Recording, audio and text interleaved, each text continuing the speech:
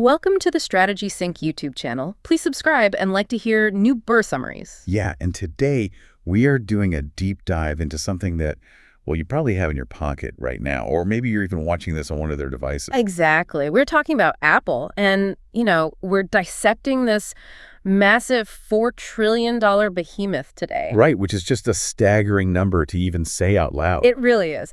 But what you might not realize is that back in 1997, Apple was literally 6 weeks away from total bankruptcy. Oh, yeah. I mean, nobody wanted to buy them, even at, literal flea market prices. Right. So our mission today is to figure out how that happens. We're going through David Pogue's book, Apple, The First 50 Years, and we really want to unpack how a company goes from, a makeshift garage fire to basically dictating modern human behavior. And the contrast between the Apple of 1997 and the Apple of today, it's arguably the most dramatic business turnaround in modern capitalist history. I mean, they generate over $1 million in revenue every 90 seconds now. Wait, every 90 seconds? That's just absurd. Yeah, and they boast around 2.2 billion active devices, which, creates this illusion of inevitability, like it was always meant to be this way. Right. We look at the smooth glass and the aerospace-grade aluminum and just assume it was this straight, uninterrupted rocket ride to the top. Exactly. I mean, if you put all 2.2 billion of those users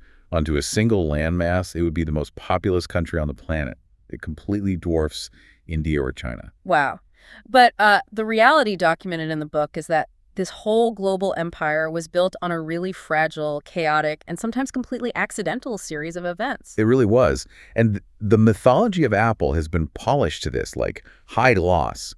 People forget the messy human reality underneath it all. Yeah, we have this romanticized image burned into our brains, right? Two visionary teenagers, Steve Jobs and Steve Wozniak, walking into a dusty suburban garage, sketching the future on a napkin. Right, magically birthing the tech industry. But the book just takes a sledgehammer to that narrative right away. It really does, because, first of all, Apple wasn't even their first rodeo. No, it was actually their fourth business venture together. Which is wild, and to really grasp how this partnership functioned and why it eventually fractured, we have to look at their wildly different backgrounds.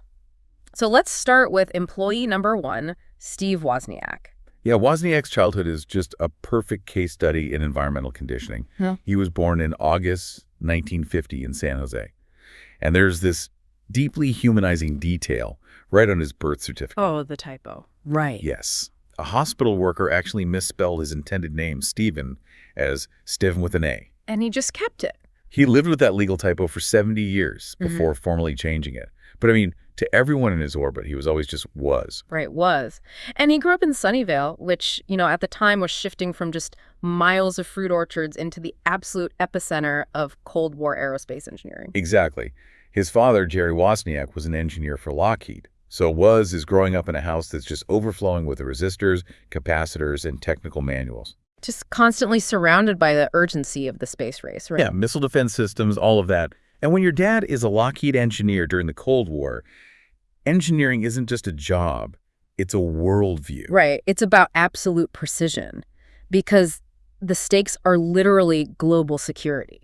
And Woz absorbed that completely. By the time he was 10 years old, he had already decided his life's ambition was to be an engineer. But he didn't just read about it. I love the detail in the book about what he did in the 5th grade. Oh, the tic-tac-toe game. Yeah. He built a fully computerized tic-tac-toe game that was logically impossible to beat in the 5th grade. It's incredible. And then by 8th grade, he takes first place at the Cupertino Science Fair by building this digital adding and subtracting machine completely from scratch. He wasn't out playing baseball. He was staying up until dawn, reading proprietary manuals for industrial mini-computers. Right, and he was figuring out how to completely redesign their circuit boards on notebook paper using fewer chips, which is so important. The fewer chips obsession, that's huge, isn't it? It is the absolute foundational concept of Apple's future hardware philosophy.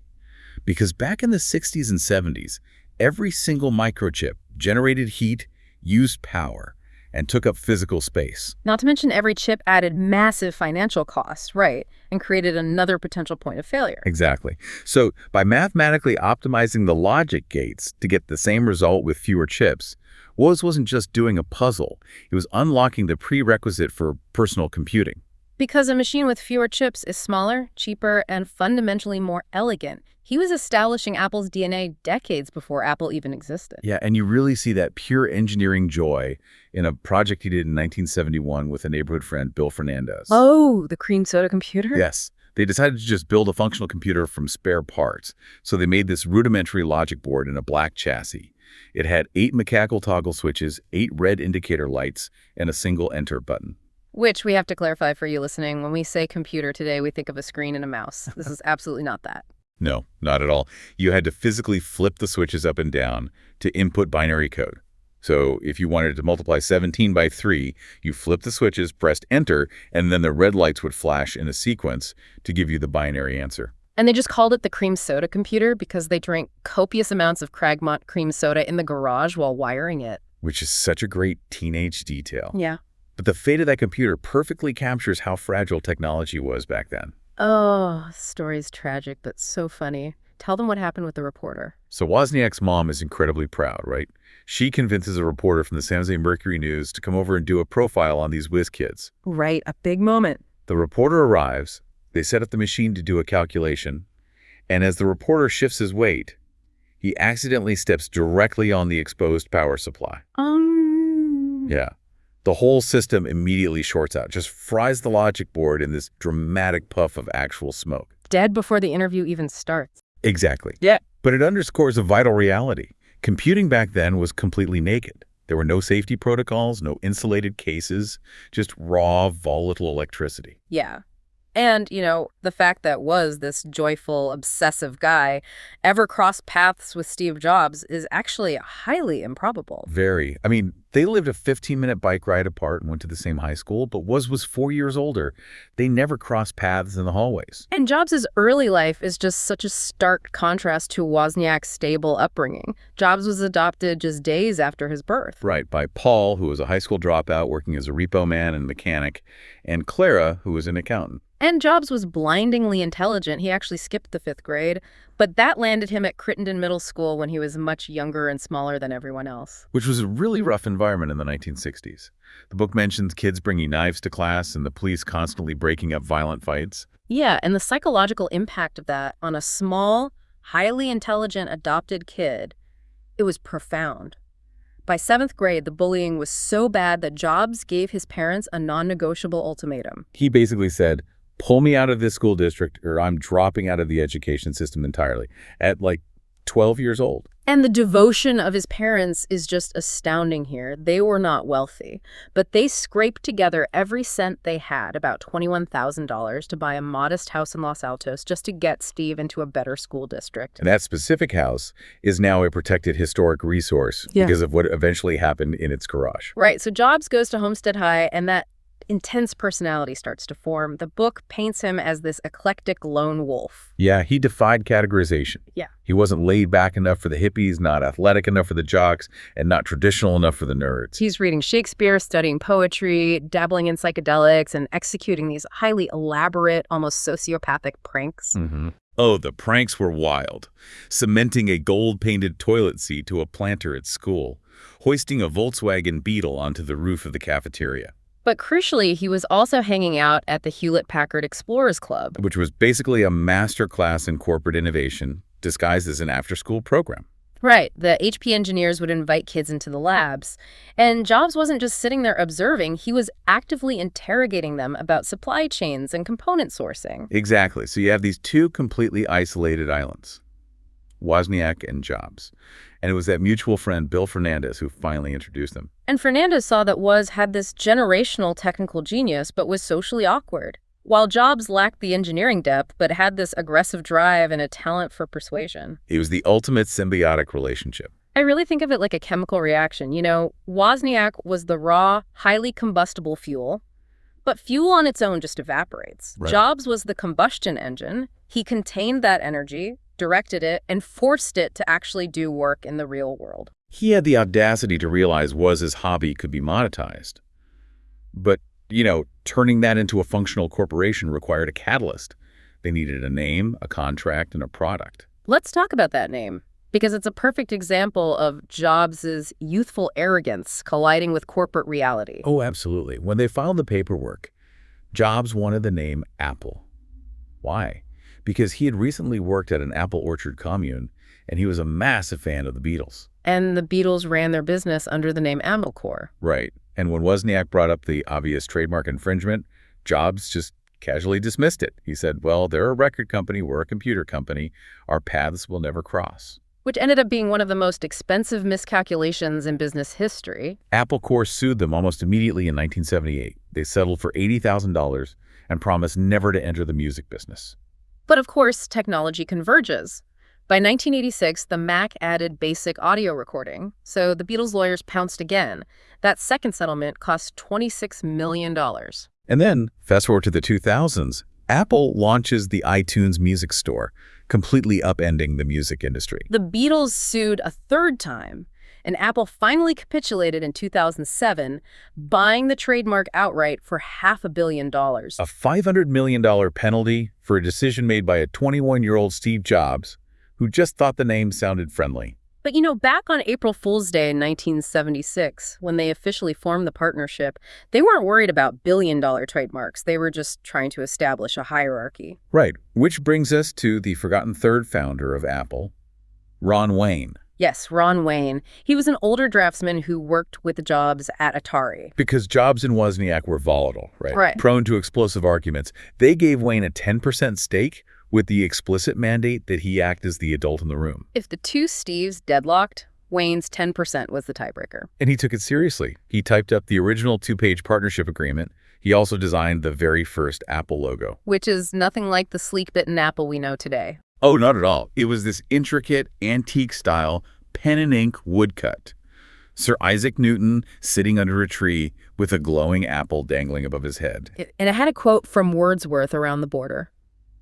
Newton, a mind forever voyaging through strange seas of thought, alone. It belonged on the cover of a 19th century novel, not a modern computer, and it was completely unscalable for manufacturing. Though Wayne didn't stick around long anyway. No. 12 days after signing, he panicked. As an older man with actual assets, a house, a car, he realized a general partnership meant he was personally liable for any debts the two reckless 20-somethings incurred. So he gave up his 10% for $800 and walked away from a future $4 trillion empire. Just wild. Which left Jobs and Wozniak alone to build the Apple I. And this completely dismantles the two guys in a garage myth. Oh, yeah. Because they didn't just use the garage. The manufacturing consumed the entire Jobs family home like a virus. Living room, kitchen table, spare bedroom. Jobs was paying his pregnant sister, Patty, $1 per circuit board to sit there with tweezers and plug tiny capacitors into the fiberglass. The house was just filled with soldering fumes, loose wires, absolute chaos. But the real miracle wasn't the engineering. It was the financial hustle to get the parts. They had absolutely zero capital. So Jobs walks into a local supplier, Kramer Electronics, and somehow convinces the manager to give them thousands of dollars worth of parts on net 30 days terms. And the funny thing is, the book points out, Jobs didn't actually know what net 30 days meant in a business sense. He just understood he could take the parts for free today, build the computers, sell them, and pay the supplier back before the 30-day clock ran out. The ultimate high-wire act of startup financing. If a buyer backed out, they were massively in debt. But they pulled it off. Then they had to price it. The wholesale cost was roughly $500. A normal retail markup would be, a standard percentage. But Wozniak had this deep, almost autistic-adjacent fascination with repeating digits. Right. He loved mathematical elegance.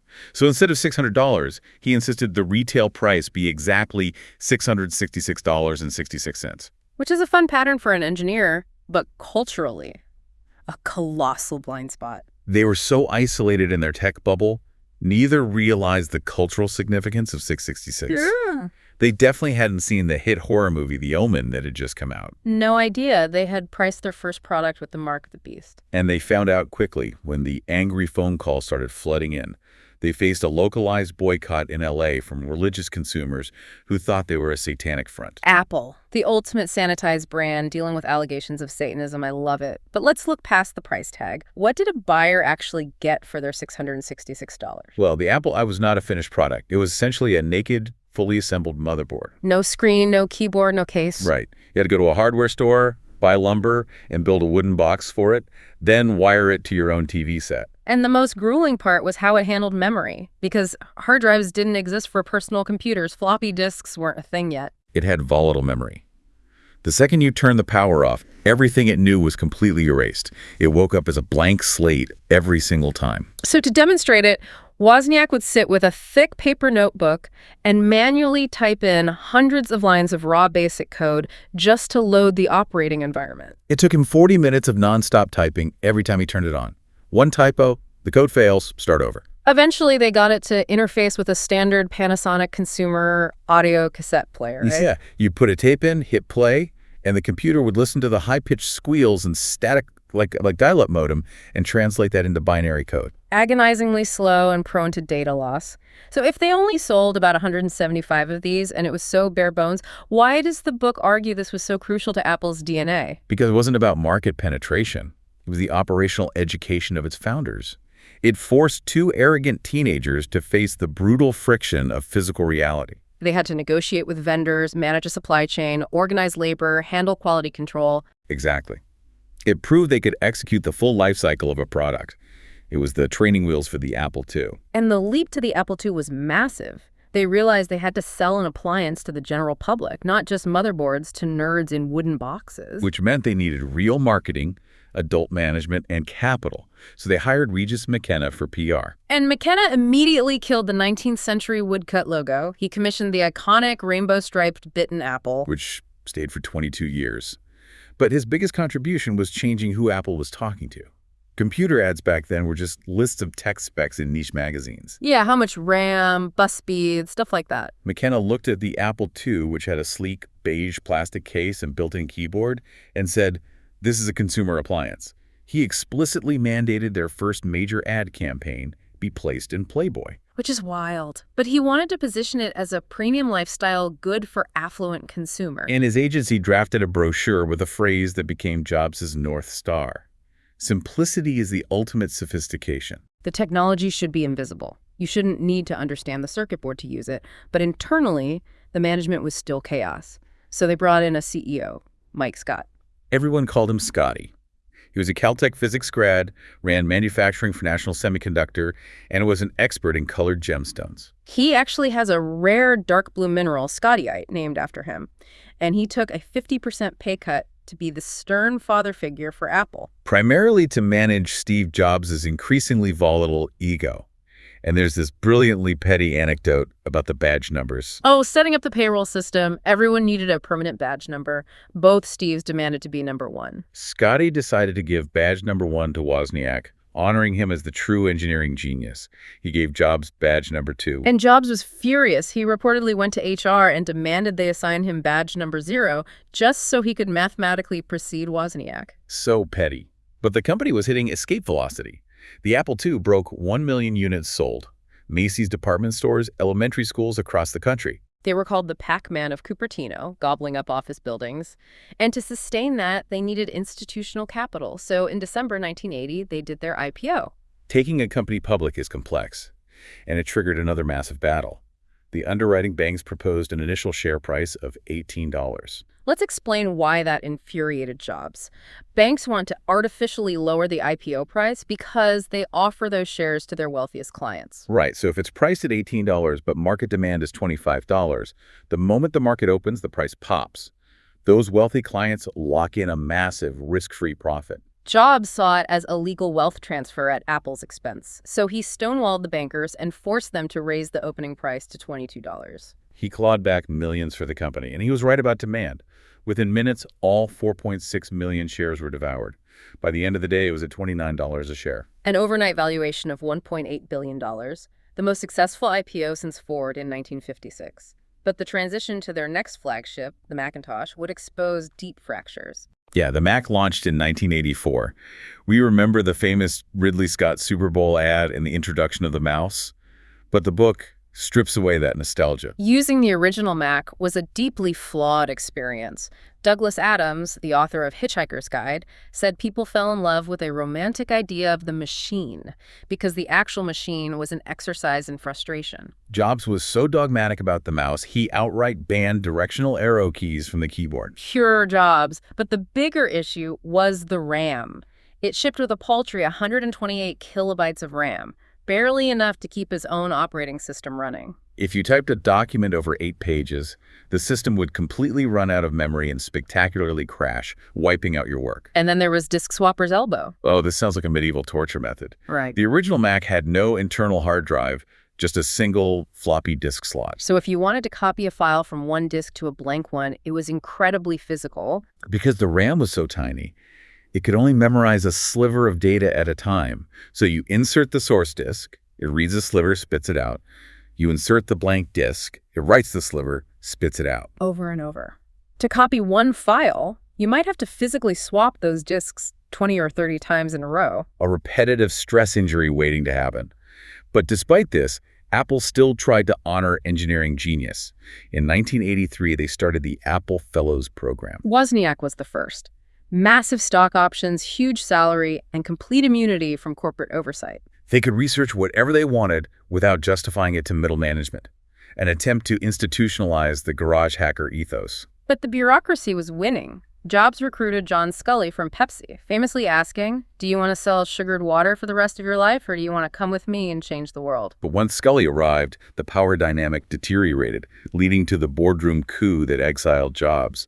Entering the interregnum, or the dark years. Scully was trying to navigate using traditional corporate strategies. He actually drafted a proposal to split Apple into 2 companies. Right. The Macintosh company for assembling and selling consumer hardware, like Dell, high volume, low margins.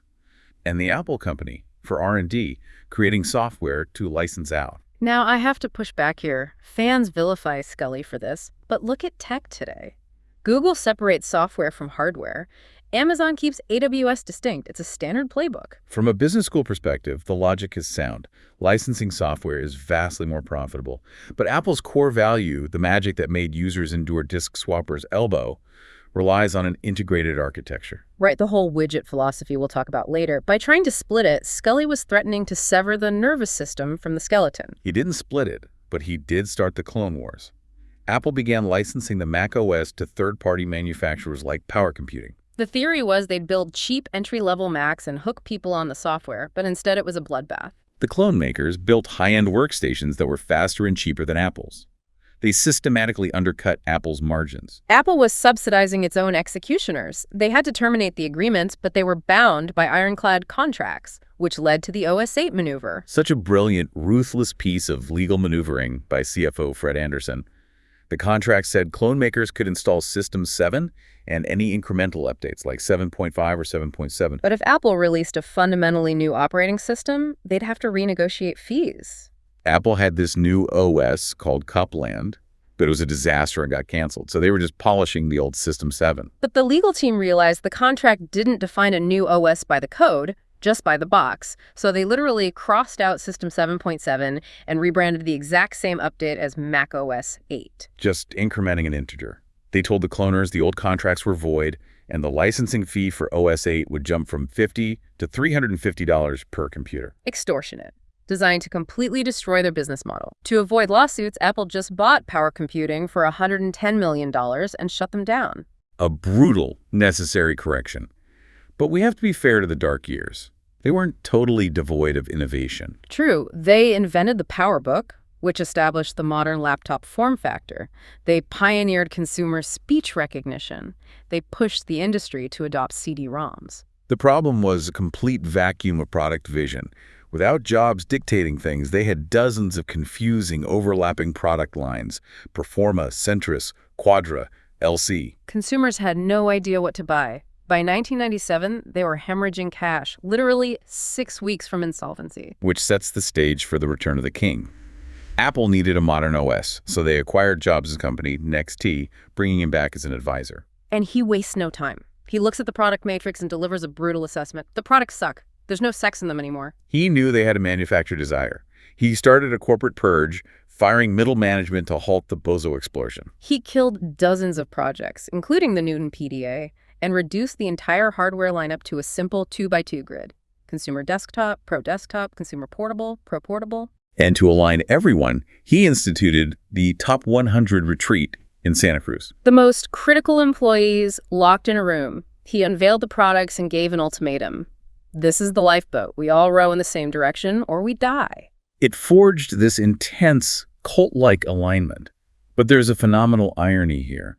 We attribute the salvation to Jobs' vision, but the book reveals a hidden financial savior. Yes. John Sculley, the man who fired Jobs, had authorized a $3 million investment years earlier in a British chip company called ARM. He wanted a low-power processor for the Newton. The Newton failed, but ARM became the bedrock of the mobile revolution. And that $3 million investment appreciated 27,000%. It swelled to $800 million. As Apple bled cash in 96 and 97, they quietly sold off shares of ARM to keep the lights on. Without Scully's accidental masterstroke, Apple literally wouldn't have had the capital to buy NXT and bring Jobs back. Scully's ghost funded the resurrection of his nemesis, corporate poetry. So with finances stabilized, Jobs pushed boundaries again, like consumer Wi-Fi with the original iBook.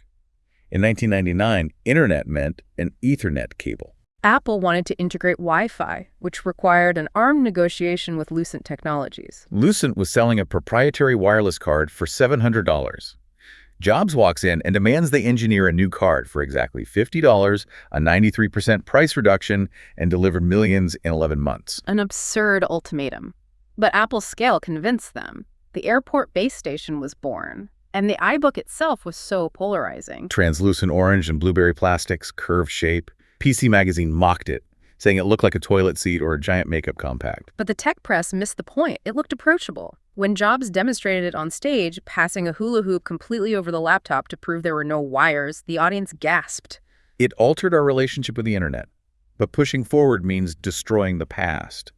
Apple's philosophy of end-of-lifing. The intentional execution of a profitable product to force a transition. They killed the floppy drive, the CD drive, the headphone jack. And software, too. The book details the execution of Apple's photo software. They had iPhoto for consumers and Aperture for pros. But the underlying architecture couldn't handle real-time cloud syncing across devices. Instead of patching it, Apple permanently canceled both of them to build photos from scratch. The product manager joked he needed a bloodied butcher's apron because he was slaughtering so many features. Pros were furious. Years of backward compatibility destroyed. But as Apple notes, the alternative is stagnation. You can't support old software and build for the next decade.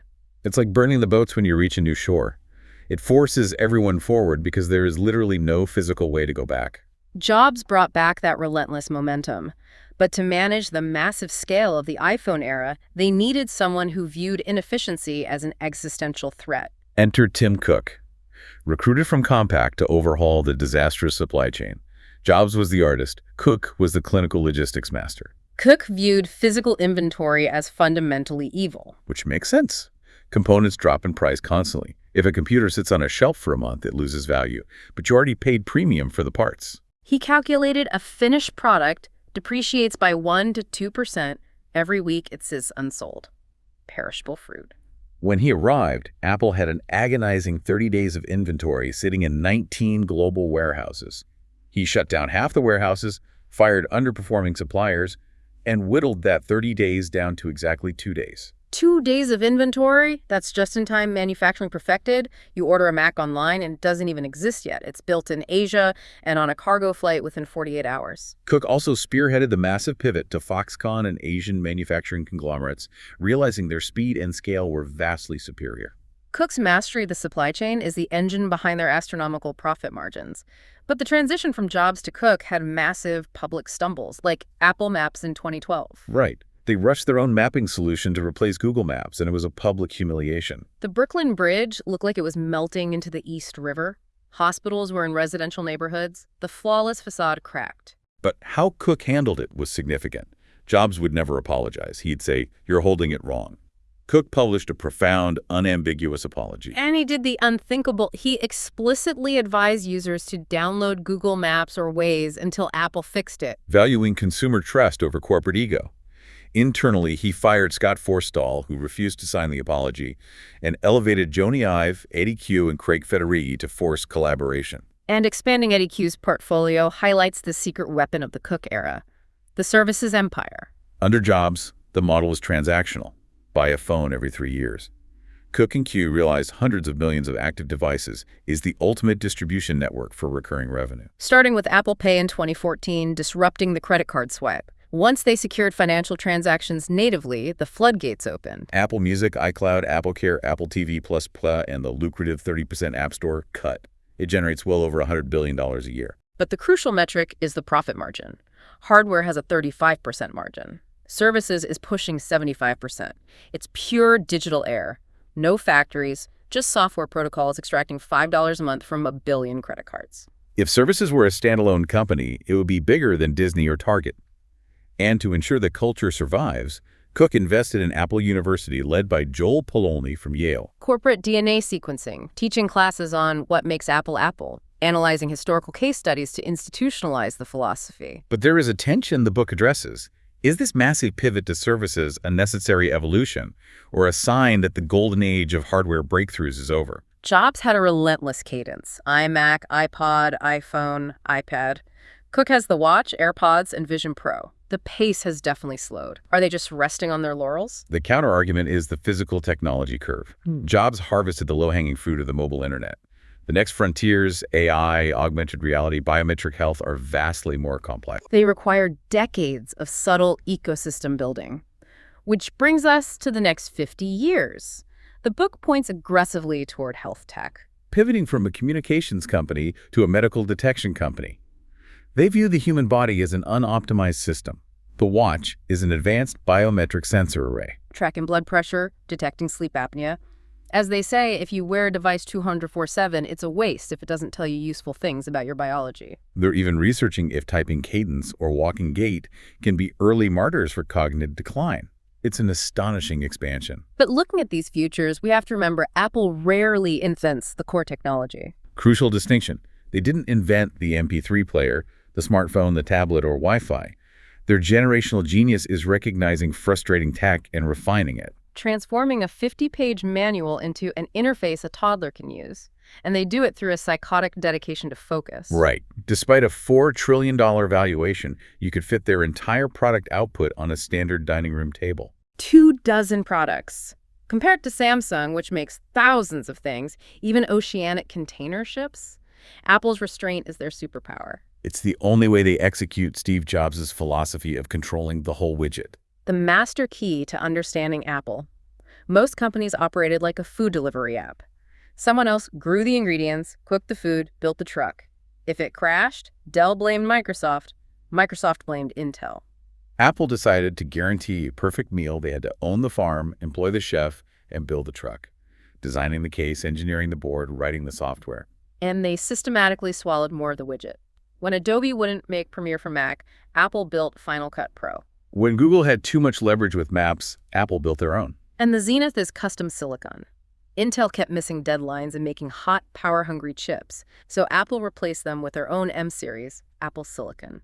Designing the microscopic architecture to perfectly sync with the macOS software. Controlling the entire stack, from atoms on the silicon wafer to pixels on the screen. But this control collides with the messy reality of global manufacturing. Apple pushes PR about 100% recycled aluminum and carbon neutrality. But the reality of producing 250 million devices a year requires rare earth metal mining and massive factory cities in China. Tying this progressive California brand to authoritarian geopolitics and complex human rights concerns, building the perfect widget in a flawed world. It's a profound paradox. And there's irony in their cultural evolution, too. Apple fans used to be the tribal, persecuted underdogs mocking Windows corporate drones. Now Apple is the absolute apex predator of global capitalism, the ultimate corporate gatekeeper dictating software distribution. The rebels became an empire more powerful than the one they sought to overthrow. But they did it by consistently manufacturing objects humans inherently desire to touch and integrate into their lives. What an incredibly dense, fascinating journey. From a high school Wozniak building a computer that went up in smoke to a $666 bare circuit board. Through the 1980 IPO, the boardroom coups, the dark years, the return of Jobs, and the operational genius of Tim Cook. From a scrappy computer manufacturer to a $4 trillion arbiter of global services, supply chains, and human biology. A masterclass in combining raw technical capability with uncompromising product vision. Absolutely. And I want to leave you with a final provocative thought to mull over. We spent an hour dissecting how Apple controls the whole widget to ensure a frictionless experience. And we know their next frontier is human health integrating deeply into your vital signs and cognitive baselines. Right. So if Apple's ultimate goal is to seamlessly control every aspect of the widget to ensure optimal performance, at what point do we become part of the widget? Wow. As their technology integrates deeper into our physical bodies and subtly dictates our daily biological habits, are they still just optimizing our devices, or have they begun quietly optimizing us? That is a deeply profound, slightly terrifying question to consider the next time your wrist physically taps you, reminding you to stand up or take a breath. Exactly. Thank you for joining us on this deep dive. Keep questioning the layers of technology you carry in your pockets every day, and we will see you next time.